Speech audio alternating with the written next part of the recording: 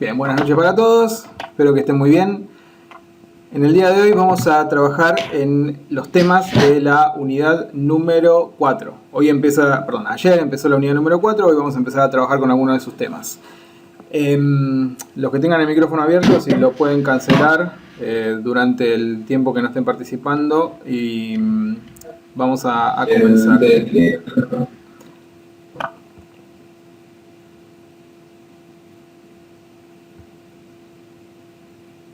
Bien.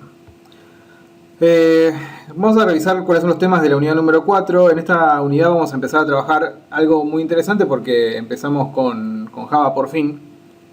Y vamos a darnos cuenta que Java es un lenguaje que soporta algo llamado programación orientada a objetos. Que si bien es algo que no vamos a ver en este módulo de técnicas de programación, no vamos a ver qué es la programación orientada a objetos, sí vamos a empezar a trabajar con Java, que es un lenguaje que está pensado para la programación orientada a objetos. Sin embargo, nosotros lo vamos a ir usando para ver cómo podemos resolver cosas como las que veníamos resolviendo con PCInt, pero en este caso en Java. En el módulo que sigue, que no estoy al tanto de cuándo comienza, pero bueno, empieza inmediatamente después de que este termina.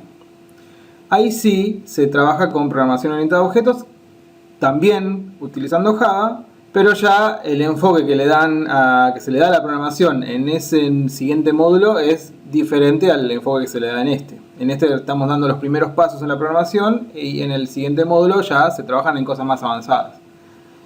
Vamos a comenzar respecto de Java. Acá hay un poco de historia sobre qué es Java. Cuenta brevemente cuándo comenzó y cuál fue el objetivo cuando nació, etc. Se los dejo porque es una linda historia, después léanla. Y empecemos hablando sobre Java y algunas características específicas que tiene este lenguaje y que, al menos en el momento en que apareció, lo hicieron revolucionario. Resulta que en otras épocas, estamos hablando de hace quizás 20 años, un poco más, cuando uno programaba, tenía que escribir código en el lenguaje que decidiera, y después ese código había que compilarlo. El tema de la compilación es algo que ya habíamos hablado en otras unidades. Cuando empezamos a revisar temas relacionados a la programación, vimos que existía el código fuente, que es lo que nosotros escribimos, y también existen otras herramientas llamadas compiladores.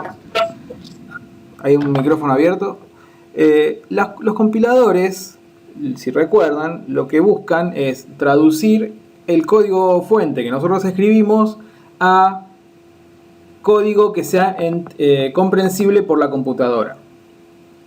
Esa es la función del compilador. En definitiva, lo que hace es una traducción de lo que nosotros escribimos en nuestros lenguajes de alto nivel a algo que es de bajo nivel y que es comprensible por la computadora. Pero dado que había diferentes, y hoy sigue habiendo, diferentes arquitecturas de computadora, me refiero a diferentes procesadores que usan las computadoras, además de diferentes sistemas operativos que las computadoras usan, la traducción que hace el compilador termina siendo específica para un tipo de plataforma. Me refiero a que no es lo mismo el resultado que genera un compilador cuando compila código en lenguaje C para que sea ejecutado en una máquina con sistema operativo de Linux que para una máquina con sistema operativo Windows. Entonces, dado que el código fuente había que compilarlo utilizando compiladores específicos para la plataforma donde el programa iba a ser ejecutado, tenía un problema, y era que uno necesitaba generar desde un mismo código fuente varias compilaciones para cada una de las plataformas en las cuales uno pretendiera que su programa funcionara. Eso tiene desventajas porque nos hace trabajar en tener en cuenta todas esas cuestiones. Cuando aparece Java, proponen una idea que ya existía en Smalltalk previamente, pero que con Java se vuelve algo cotidiano. Y es que vamos a trabajar utilizando una máquina virtual. Vamos a buscar algún gráfico sobre lo que es la arquitectura Java.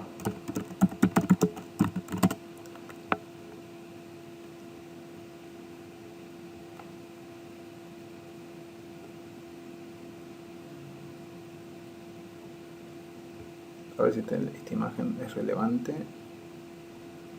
Yo quisiera algo más sencillo.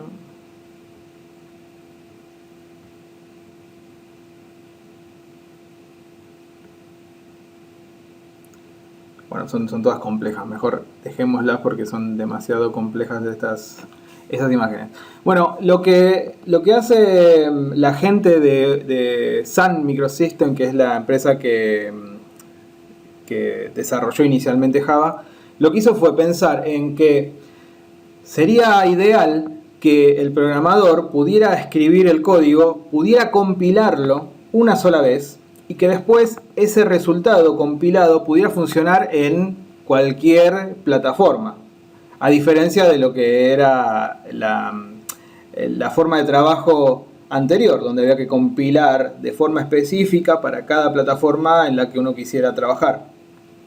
Lo que hacen entonces en Sun Microsystems es inventar este concepto. En realidad no lo inventan ellos, ya existían otras plataformas que tenían esta idea. Lo que hacen es desarrollar un concepto llamado máquina virtual, que en definitiva es un pequeño software que corre dentro de las computadoras. Y hay una máquina virtual que funciona dentro de un sistema operativo Windows, y también hay una máquina virtual que funciona dentro de un sistema operativo Linux y también en Mac OS, y así existen máquinas virtuales para cada sistema operativo. Luego, una vez que esa máquina virtual está instalada en el sistema operativo, en la computadora de destino, el código que yo escribí inicialmente en Java y que fue compilado en mi propia computadora, ahora puede ejecutarse en cualquiera de las plataformas disponibles, porque esta máquina virtual hace las veces de traductor entre el código que yo compilé y la plataforma donde está ejecutándose. Entonces ahí tenemos como una nueva traducción. Yo programo en mi computadora, el resultado se compila y ese programa compilado, cuando es ejecutado en otra computadora, lo que hace la máquina virtual que está allí instalada es traducir eso que tenemos compilado a instrucciones específicas de esa plataforma. La ventaja principal es que yo no necesito entonces compilar mi aplicación para cada plataforma posible. Simplemente la compilo una vez.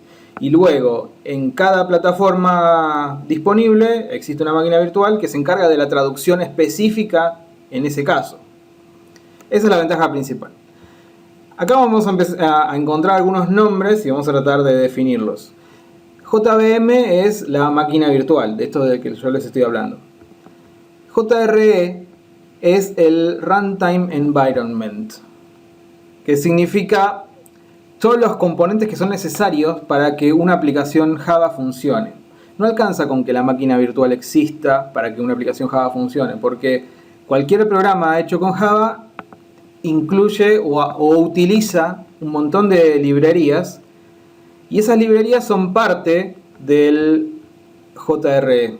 La máquina virtual lo que hace es traducir el código compilado a instrucciones específicas en esa computadora, pero no conoce todas las librerías que el programa eventualmente está usando. Bueno, JRE es ese conjunto de componentes que permiten que la aplicación funcione. Y después JDK es el nombre que se le da al kit de desarrollo para hacer aplicaciones Java. Este se puede descargar, bueno, ahí está acá. Vamos a descargar, a ver cómo se hace el JDK.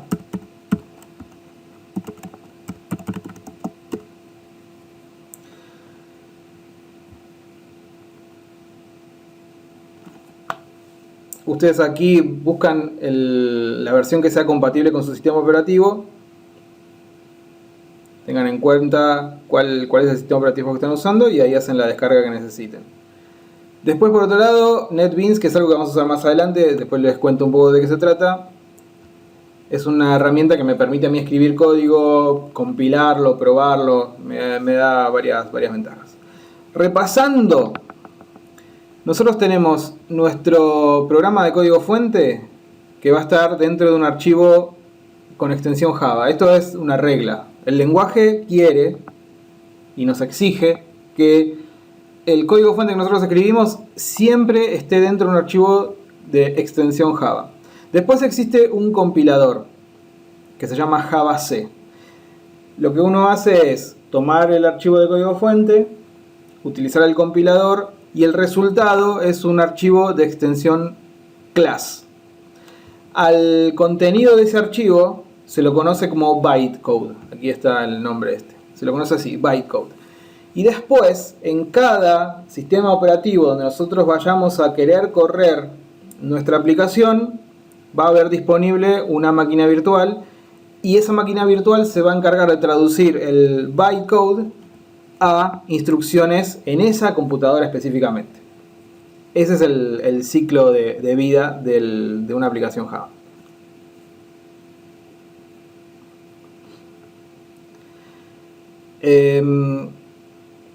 Vamos a ver, ya que estamos, vamos a empezar a trabajar con NetBeans. NetBeans lo pueden descargar, hay un instructivo como parte de la unidad 4 que les dice de dónde lo pueden descargar. Una vez que lo descargan y lo instalan, es una herramienta que les permite a ustedes escribir código. Tiene cosas interesantes como por ejemplo les muestra coloreado el código, vean aquí o vean aquí por ejemplo, este tipo de cosas que los ayuda a ustedes a detectar más rápidamente el código que ustedes están haciendo. Cualquier herramienta moderna les ofrece esto del código coloreado. Ahora analicemos un poco. Bueno, vamos a crear un proyecto nuevo, ya que estamos así, ya lo ven también cómo se hace. Vienen aquí, New Project. NetBeans tiene les permite a ustedes generar varios tipos de proyectos. Nosotros vamos a trabajar con esto que se llama Java Application, pero existen otros tipos de proyectos que se pueden hacer con NetBeans. No nos vamos a meter en ello. Aquí tenemos que poner un nombre, le voy a dejar ese. Y lo que obtienen en definitiva, ahora les muestro, es esto. NetBeans les pone aquí una carpetita donde van a tener en su interior todo el código fuente de su aplicación. Repasemos un poco qué significa todo esto que está aquí escrito. Para empezar, existen los comentarios. El comentario significa código que no va a ser compilado, que va a ser simplemente ignorado. Tenemos comentarios de varias líneas que comienzan con el símbolo o con los caracteres barra asterisco y que terminan con el símbolo con los caracteres asterisco barra. Entonces, si uno quiere escribir un comentario de varias líneas, puede hacer esto. Puedo poner así.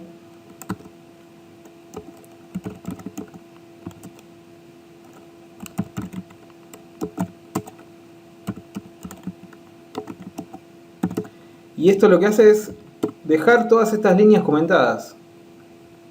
Entonces, si ustedes quieren comentar más de una línea al mismo tiempo, pueden utilizar esta forma, que es utilizar barra asterisco para comenzar el bloque de comentarios y asterisco barra para terminarlo. Otra cosa que se podría hacer es utilizar comentarios de una sola línea. Para hacer comentarios de una sola línea se utiliza la doble barra. Entonces, si por ejemplo ustedes dicen esto y ponen doble barra adelante, esa línea está comentada. Muy bien, sigamos, avancemos un poco acá. Esto es común, no es obligatorio, pero es común que cuando ustedes están arrancando con una aplicación, o al menos utilizando NetBeans, otras herramientas puede ser que no lo hagan de esta manera, pero NetBeans así lo hace, les escriba al principio algo llamado package y un nombre. Eso es bien común. No es obligatorio y lo que hace es indicar que el código que viene a continuación va a estar asociado a un paquete. Después veremos qué son los paquetes, ya tendremos tiempo para eso, no se preocupen ahora. Lo que significa esta instrucción, package más un nombre, es que el código que a continuación viene es parte de un paquete. Los paquetes sirven para hacer una organización de nuestro código.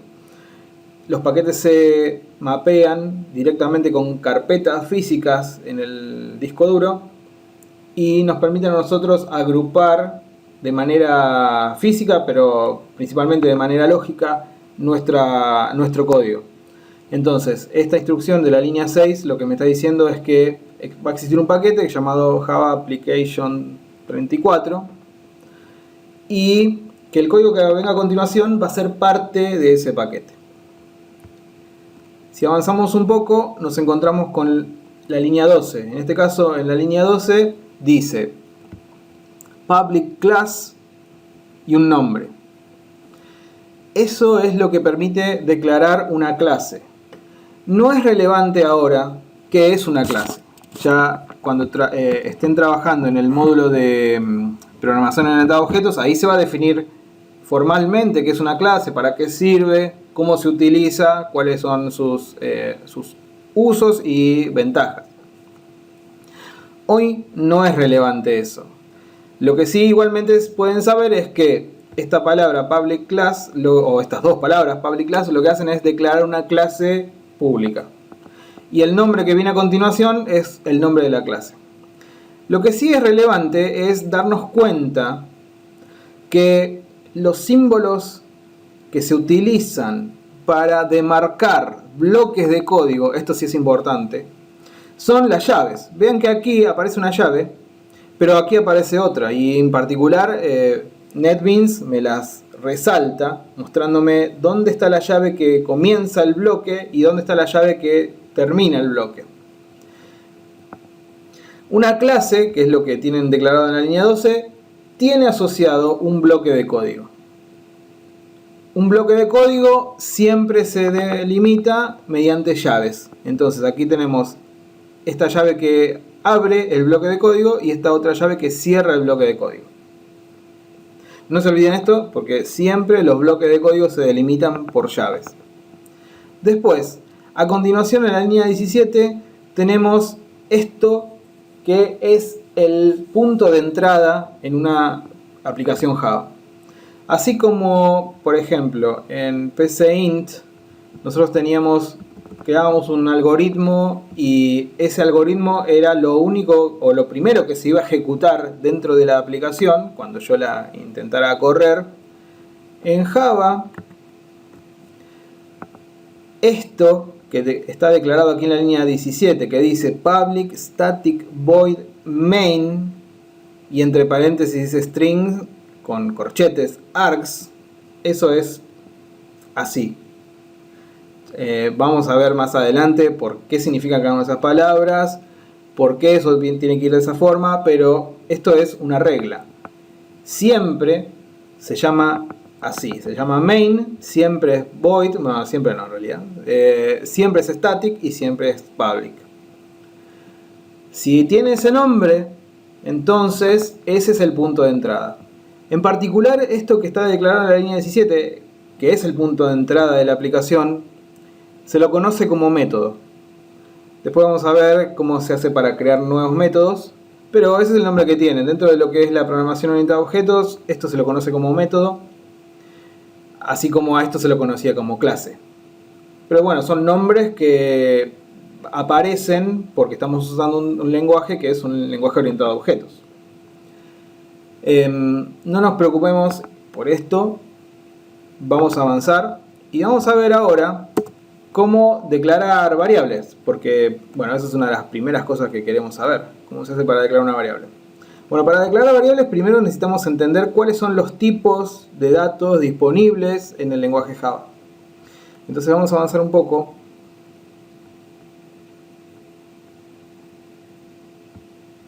Acá, tipos de datos. Y acá que está un poco pequeño, vamos a agrandarlo. Acá tienen una lista de tipos numéricos. Cuando ustedes quieren manejar números, ustedes saben que, por ejemplo, en PCInt se podía utilizar el tipo entero y el tipo real, eso lo recuerdan. Bueno, en Java tenemos varios tipos numéricos más. Y aquí en particular les muestra qué rango numérico acepta cada tipo de datos. Por ejemplo, el tipo int acepta desde menos 2.000 millones y pico hasta 2.000 millones y pico. Es decir, todo ese rango de números es posible ser almacenado dentro de una variable de tipo int. Y además tiene otro tipo de datos, como por ejemplo el char, que representa un solo carácter, el booleano, que sería el tipo lógico. Aquí no hay otros tipos. Y entonces, si nosotros queremos declarar una variable, podemos hacer lo siguiente. ¿Se acuerdan que en pcint se ponía definir nombre de variable como tipo de dato? Bueno, en Java se pone el tipo primero, luego se pone la variable, por ejemplo, y punto y coma. Todas las instrucciones en Java terminan en punto y coma, o sea, recuerden eso. Entonces lo que estamos haciendo en esa línea 20 es declarar una variable llamada x de tipo int. Tipo int es el tipo entero con ese rango bien amplio que hablábamos antes. ¿Cómo se hace para asignar valor en una variable? Bueno, se hace así. Se pone x igual y se le pone un número, por ejemplo. Y punto y coma porque todas las instrucciones terminan en punto y coma. Vean que acá el operador de asignación es diferente a lo que usábamos en pcint. Que en pcint se utilizaba ese operador tipo flechita. Bueno, en Java el símbolo igual, es el operador de asignación. Después también existe un operador de comparación, pero eso lo vamos a ver luego. Entonces, esta es una manera de declarar una variable donde se la declara, en este caso en la línea 20, y se le asigna un valor en la línea 21. Pero también existe una forma de declararla, una variable, y asignarle un valor al mismo tiempo. Por ejemplo, eso. Eso es válido. Declara la variable y le asigna el valor 10. Eso se puede hacer. Vamos a ver cómo hacemos para escribir cosas en la consola. Queremos nosotros escribir algo en la consola de salida y nosotros, por ejemplo, en pcint poníamos escribir y le dábamos una expresión y lo que hacía el programa era tomar esa expresión y mostrarla en la pantalla de salida. Nosotros queremos hacer algo parecido aquí, lo hacemos de la siguiente manera. Ponemos system.out. En varios casos, ustedes van a notar que la cantidad de código que se escribe con ese lenguaje es un poco mayor que lo que ustedes quizás vieron con pcint, donde el lenguaje en sí estaba pensado para hacer algo muy sencillo de usar, ya que los fines que tiene ese lenguaje son fines didácticos, que ustedes aprenden a programar. Pero cuando nos enfrentamos con lenguajes que se utilizan en el mundo, nos vamos a encontrar que en general son un poco más complejos y que requieren un poco más de código. No es cierto para todos los lenguajes, aunque por ejemplo Java es un caso, donde van a notar que tienen que escribir bastante para conseguir quizás lo que en pcint lo hacían de manera muy sencilla. Pero no es que Java tenga un problema, es que pcint es acotado a propósito, porque lo que busca es que ustedes aprendan a programar. Bueno, aquí para poder escribir algo en la salida ponemos así, println, punto y coma, siempre recuerden el punto y coma. Y por ejemplo, los strings, ¿se acuerdan que, cadenas? Las cadenas en pcint eran textos encerrados entre comillas dobles. Bueno, en Java también. Las cadenas son textos encerrados entre comillas dobles. Entonces yo puedo hacer esto. Vean que esta expresión, hola mundo encerrada entre comillas dobles, representa una cadena. Esta instrucción, println, lo que hace es escribir la expresión que yo ponga como dentro de los paréntesis en la consola de salida. Entonces, luego que han escrito esto, pueden probar el programa y ver cómo funciona. En este caso hacen clic aquí Y en la consola, que es esto que tienen aquí ustedes aquí abajo, van a ver el resultado de la ejecución. En este caso, la leyenda Hola Mundo, que es lo que acabamos de hacer. También podría ser que ustedes quisieran escribir las variables. Esas variables X e Y que yo tengo allí. Bueno, se hace de la misma manera.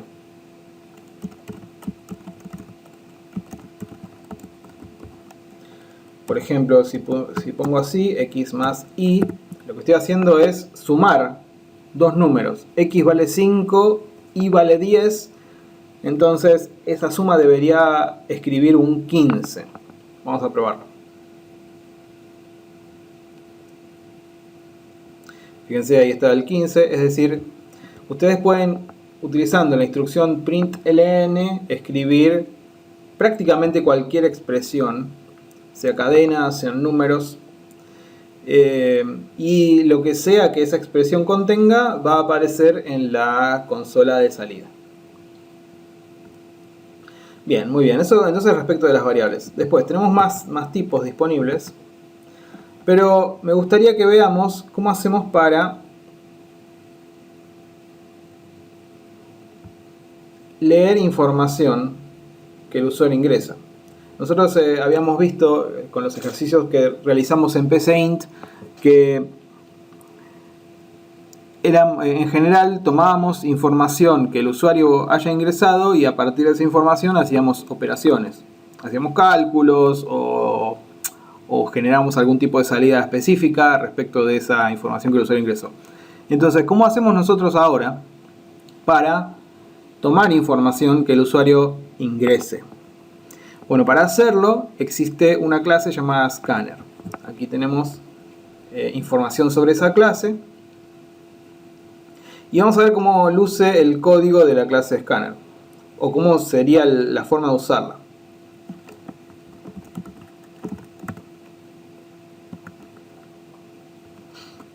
Yo voy a hacer lo siguiente. Vamos a sacar esto por ahora.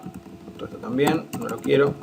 Voy a sacar los comentarios porque me meten ruido, en particular en este momento me meten ruido. Y se utiliza de esta forma, vean.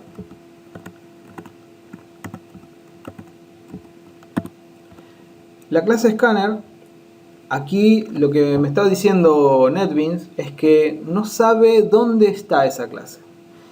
Si bien el código no es incorrecto, este código que yo estoy escribiendo aquí es correcto, de todas maneras NetBeans lo detecta como código inválido. Fíjense que me lo marca así subrayado, diciéndome que algo está mal aquí. Acá lo que NetBeans está detectando es que no sabe dónde está esta clase. Cada clase, así como nuestra clase esta, está dentro de un paquete. Recuerdan que esta instrucción decía que el código que viene a continuación va a estar dentro de un paquete. Cada clase está dentro de un paquete. Todas. En paquetes distintos. Y a menos que se lo indiquemos al compilador, el compilador no va a saber en qué paquete existe una clase que yo quiero utilizar. Entonces necesito decirle al compilador, decírselo mediante código, en dónde debe buscar esa clase. En qué paquete específicamente debe buscar esa clase. NetBeans me ayuda en ese sentido porque vean que me da esta herramienta aquí al costadito. Cuando le hago clic me sugiere algunas cosas. En particular, esta primera opción es la opción que a mí me sirve. Ahí la seleccioné y me agregó esta línea, la línea número 3. Vean que dice import. Import y después, bueno, cierta información. Esta instrucción import lo que me permite a mí es indicar dentro de mi código que cierta clase dentro de cierto paquete va a ser utilizada a continuación. Entonces, aquí yo estoy diciendo que la clase Scanner, que está dentro del paquete Java útil, a continuación va a ser utilizada. Luego, vean que ya NetBeans ya detecta esto, no lo detecta como un error. Eso pasa porque a partir de que yo indiqué con esta instrucción import que la clase y el paquete donde esa clase existe que yo iba a utilizar. Entonces ya NetBeans ya detecta, ya sabe de qué clase le estoy hablando y ya no ve eso como un error. Bueno, la línea para conseguir leer información de la consola es esta que esté aquí. Para que esto funcione es importante hacer este import. Pero una vez hecho, ya pueden utilizarlo. Y por ejemplo, si yo quiero obtener un número del usuario, vamos a suponer que el usuario ingresa un número, entonces puedo hacer así. Puedo poner una entrada nextInt. Vean que aquí tenemos una expresión un tanto compleja. Entrada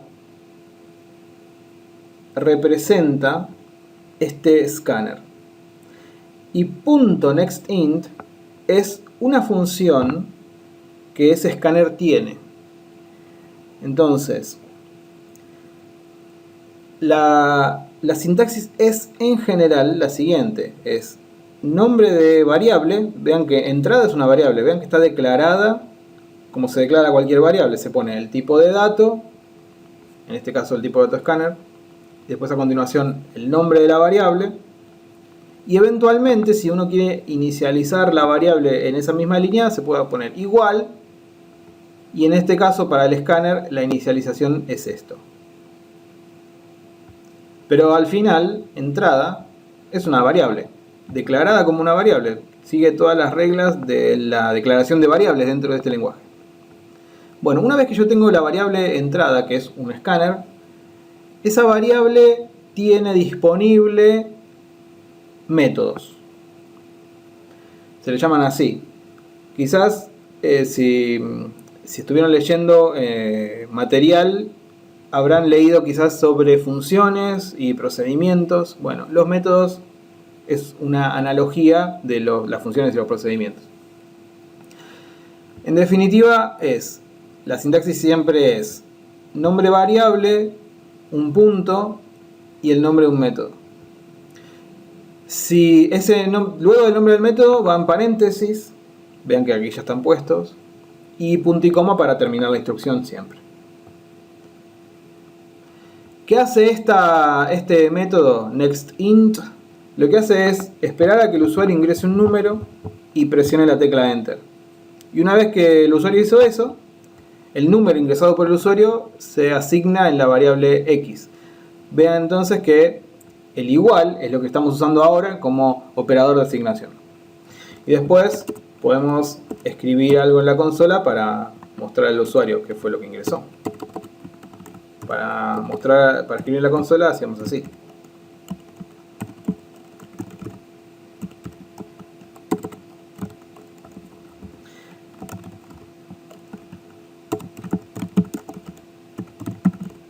Usted ingresó y podríamos, lo escribí mal esto. Y después podríamos poner el número.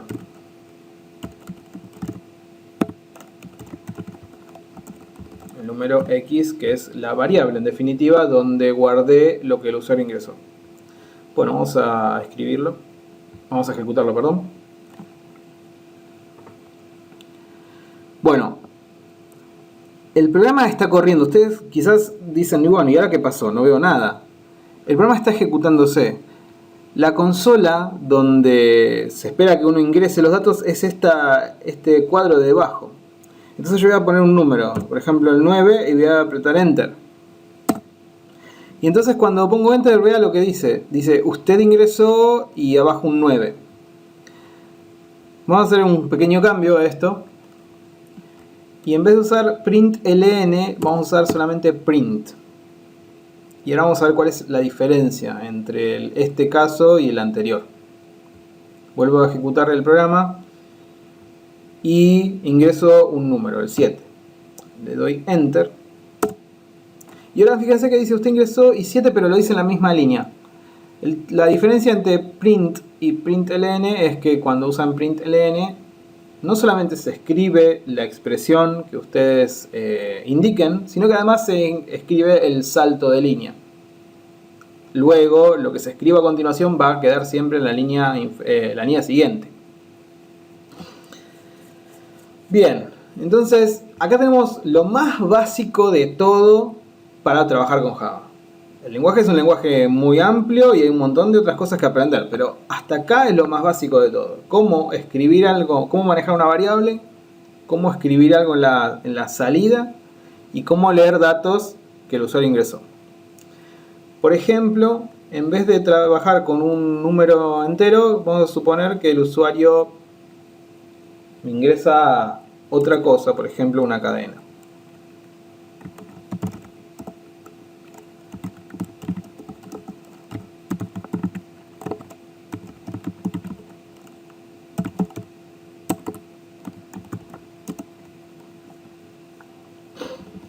Next line. Esta instrucción next line lo que hace es esperar que el usuario escriba algo y presione enter. Luego todo lo que el usuario escribió me lo asigna en esta variable llamada cadena. ¿Cómo se manejan las variables tipo cadena? Bueno, existe este nombre llamado string. En PCInt se llamaba cadena. En Java se llama string. Entonces aquí lo que estoy haciendo es declarar. Vean que en la misma línea declaro la variable cadena. Siempre se pone el tipo primero, luego el nombre que yo le quiera dar a la variable y eventualmente a continuación con un símbolo igual ya puedo asignarle un valor inicial. En este caso lo que estoy haciendo es asignar dentro de la variable cadena, que es una cadena, el resultado de este método llamado nextLine, que hacía eso que les contaba. Toma todo lo escrito por el usuario hasta el enter. Y por ejemplo acá podríamos hacer lo siguiente, decimos así.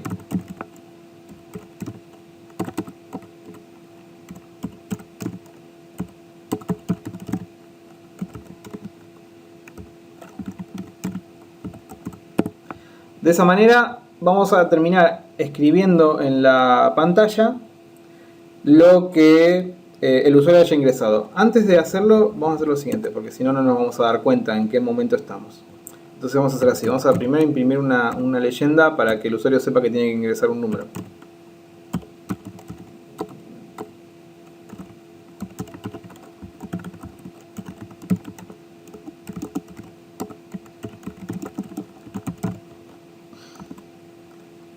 Después, acá vamos a hacer algo parecido, pero vamos a decir que ingrese un texto.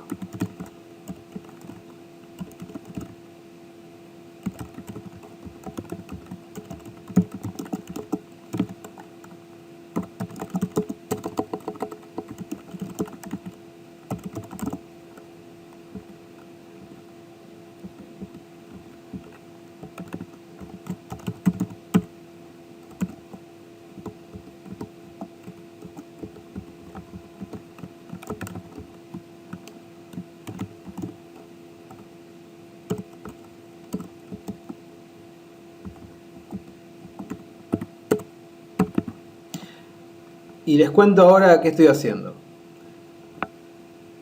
Estoy utilizando en este caso la línea 18, la instrucción println para escribir una expresión en la pantalla que va a estar formada por la cadena número y concatenado a esa cadena número el valor de la variable x, que fue lo que el usuario escribió cuando yo le dije ingrese un número. Es decir, acá en la línea 12 el usuario ingresa un número y el dato me queda guardado en la variable x. Entonces aquí en la línea 18 lo que estoy haciendo es escribir en la salida una expresión que va a estar formada por esta cadena que dice número 2 puntos y a continuación el contenido de la variable x. Después en la línea 19 es algo parecido. Lo que se hace es escribir una expresión que contiene la palabra texto 2 puntos y a continuación la cadena que el usuario haya ingresado, es decir, el texto que el usuario ingresó cuando le dijimos aquí en la línea 14 ingrese un texto. Vamos a probarlo y vamos a ver cómo funciona. Acá me dicen, bueno, ingrese un número, yo voy a poner 5. Voy a dar enter. Me tomó el enter. no me funciona esa parte. Vamos a dejar comentada esta parte y vamos a ver cómo funciona solamente con el texto. Esto no lo voy a hacer ahora. Vamos a ver solamente cómo funciona con el texto. Entonces me dice ingreso un texto. Uy, y se lió. Cerré la ventanita. ¿Dónde la dejé? Acá estaba. Uy, se me fue la ventanita. ¿Dónde está el output? A ver. Acá está. Bueno, doy enter. Y ahí dice, usted ingresó texto. Ah, porque le dejé, no le puse el LN. Claro. Yo quiero que esto quede fijo. Ahí está. Usted ingresó texto, hola mundo. Bueno, lo que sea que haya ingresado queda dentro de la variable y esto es lo que termina imprimiendo. En definitiva, esas serían las operaciones más básicas que se pueden hacer con este lenguaje. Es lo más básico de todo. El lenguaje es mucho más complejo y vamos a ir viendo más detalles en las siguientes reuniones y además con todo el material que ustedes tienen disponible. Pero por el momento, eso es lo básico que quisiera que ustedes practicaran. Porque ahora tenemos algunos ejercicios para resolver. Esta es la guía de ejercicios de la unidad número 4. Y los primeros ejercicios son posibles de ser resueltos con lo que acabamos de ver. Por ejemplo, si tenemos que resolver el ejercicio 1 que dice que el usuario ingresa el área de un cuadrado, después hay que calcular el valor del perímetro. Dada el área del cuadrado hay que calcular el valor del perímetro. Bueno, podríamos hacerlo de esta forma. Voy a borrar esto. Y yo podría decirlo así, a ver. Podría decir, bueno, ingrese el área de un cuadrado.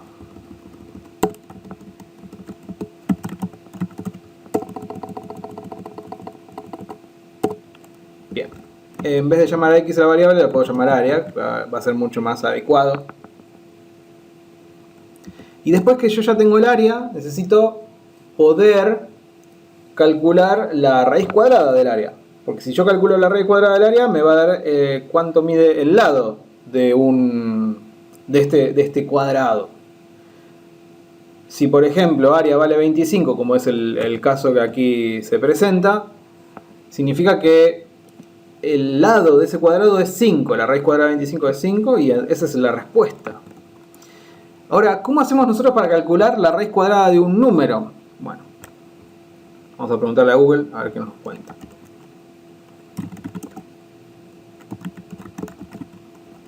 Java, raíz cuadrada, a ver qué nos dice.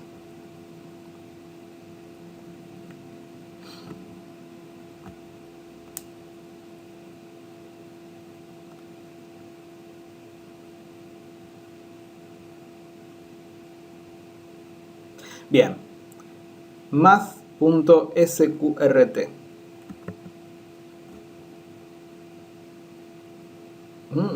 Esta página me está haciendo cualquier cosa.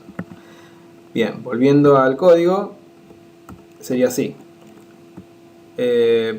Vamos a tener una variable tipo float. Este es el tipo real, sería, de pcint. Y vamos a llamarlo lado. Lado es lo voy a llamar así a la variable que me va a contener cuánto mide el lado de este cuadrado. Bueno, va a ser igual a math.sqrt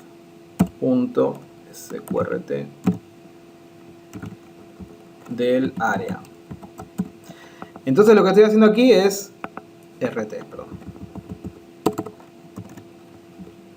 Lo que estoy haciendo aquí es utilizar esta función sqrt, pasándole de parámetro un dato que yo tengo, y eso lo que hace es calcularme la raíz cuadrada de ese dato.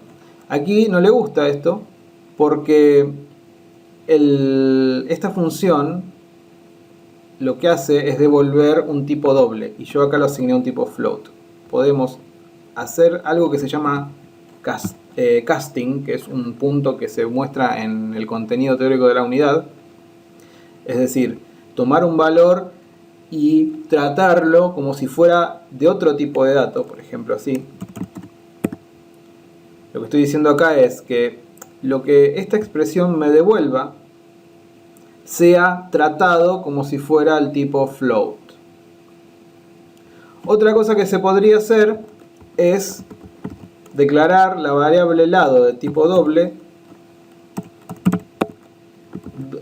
Double significa que tiene doble precisión. Float significa que tiene precisión simple. Ustedes cuando lean sobre los tipos de datos reales van a ver que los tipos de datos reales pueden almacenar una cierta cantidad de dígitos decimales. El tipo float puede almacenar hasta una cierta cantidad de dígitos y el tipo doble almacena más dígitos aún.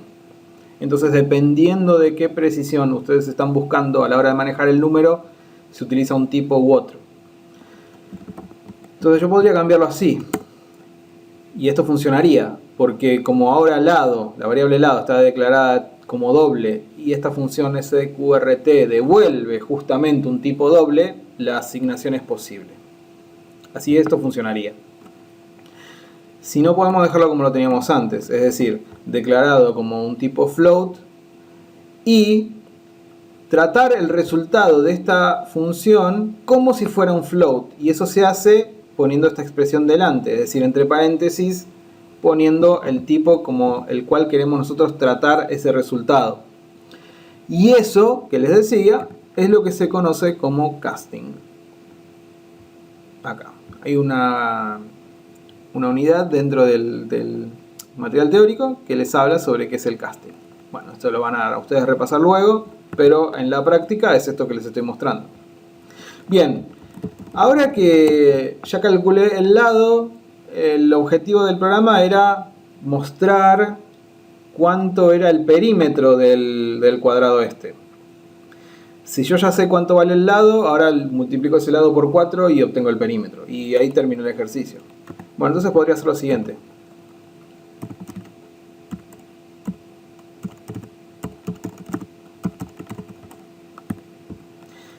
Y podría decir lo siguiente: el perímetro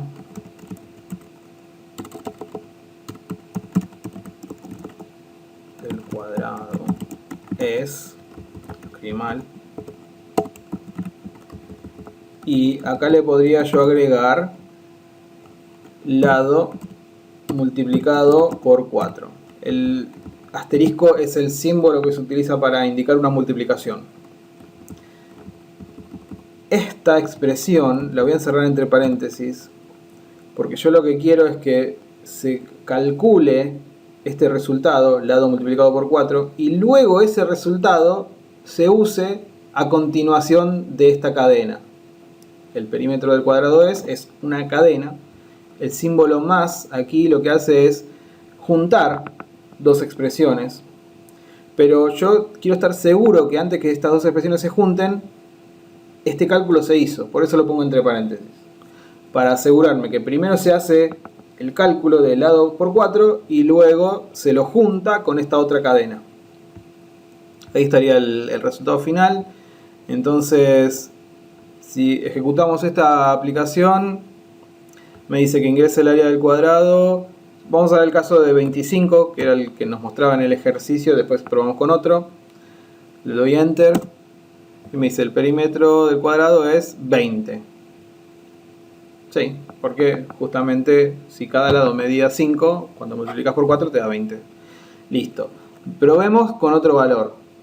Por ejemplo, voy a buscar números que se puedan calcular la raíz cuadrada. O no hace falta que sea la raíz cuadrada exacta. Por ejemplo, supongamos que el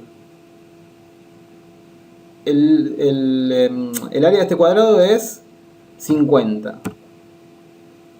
Le doy Enter allí. Me dice que el perímetro de este cuadrado es 28.28 y bueno, más decimales. Pero en definitiva pueden ser números enteros o números con decimales, siempre va a funcionar. No va a funcionar si el número es negativo, por ejemplo, porque no va a haber forma de calcular la raíz cuadrada de un número negativo.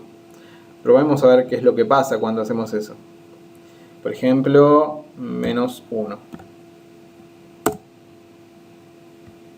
Fíjate que lo que me está dando acá es not a number. Esa expresión NaN significa que no es un número, el resultado no es numérico. Lo que ocurre es que el programa no sabe cómo calcular la raíz cuadrada de un número negativo. Entonces, el resultado de esto termina siendo algo que no existe y por lo tanto me lo marca como que no es un número. En otros casos podríamos obtener un error y hacer que la aplicación simplemente se cancele y no continúe, pero en este caso lo está manejando y me está diciendo que simplemente me está diciendo que no es un número, no es algo que me resulte útil a mí, como si yo estoy intentando conocer cuál es el perímetro de un cuadrado, no es algo que a mí me resulte útil, que me diga que no es un número, pero por otro lado, si la superficie, pero si el área es un número negativo, también tiene sentido que no exista el perímetro. Vamos a probar con algún otro número, así ya vamos cerrando, y por ejemplo voy a usar 90 como área. Y entonces me dice que el perímetro es 37.94 y bueno, sigue con más decimales. Bueno, esto es lo que les quería mostrar en el día de hoy sobre un poco de lo que es el trabajo con Java. En la guía de trabajos prácticos hay varios ejercicios que ustedes pueden ir practicando. Por ejemplo, al menos hasta el ejercicio número 6 ustedes podrían trabajar porque son todos ejercicios donde se ingresan ciertos datos y ustedes hacen operaciones con esos datos y les muestra el resultado al usuario. Así que los ejercicios del 1 al 6 podrían ir completándolos. Después vamos a trabajar ya, pero eso lo vamos a hacer la semana que viene. Si ustedes quieren avanzar por su cuenta, por supuesto, háganlo y es muy importante. La semana que viene lo que vamos a hacer es trabajar con estructuras condicionales y estructuras repetitivas dentro de Java.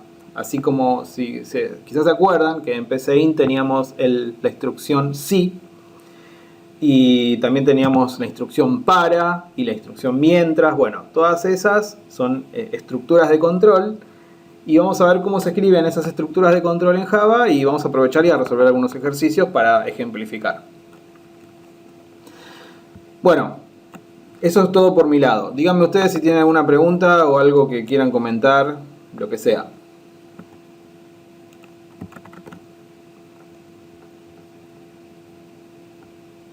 ¿Estamos bien? ¿Todo ok? Bueno, genial. A ver, acá voy a dar comentarios. Ah, no, está bien, es lo mismo. Bueno, si quedó claro esto que les presenté, entonces, como dice Damián, a estudiar. Estos ejercicios del 1 al 6 pueden ser resueltos y a mí me parece que lo más difícil que van a tener como trabajo no van a ser resolver estos ejercicios porque ustedes han visto el código que escribimos para resolverlo y no es complejo, al menos no es algo que ustedes no van a poder manejar. Lo que quizás más problemas les dé es la instalación del JDK y la instalación de NetBeans. Me ha pasado de tener problemas con esas dos cosas, con la instalación de estas dos herramientas. Así que primero verifiquen eso, traten de instalar esto que les estoy diciendo y después van a ver que se van a acostumbrar muy rápido a escribir este tipo de código y los ejercicios estos que tienen que resolver son realmente sencillos, así que no van a tener problema con eso. Si tienen alguna duda, por supuesto, ustedes pueden utilizar el foro, me contactan y ahí respondemos. Si tienen dudas sobre cómo se escribe, no sé, cómo se escribe algo o cómo se resuelve alguno de los ejercicios de la guía, también preguntan y quizás alguno de sus compañeros responde, pero si no, yo por supuesto les respondo y les ayudo. Bueno, eso es todo. Por el día de hoy eso es todo. Espero que les haya sido útil y nos volvemos a encontrar la semana que viene. Gracias por estar y espero que les sirva. Hasta la próxima semana.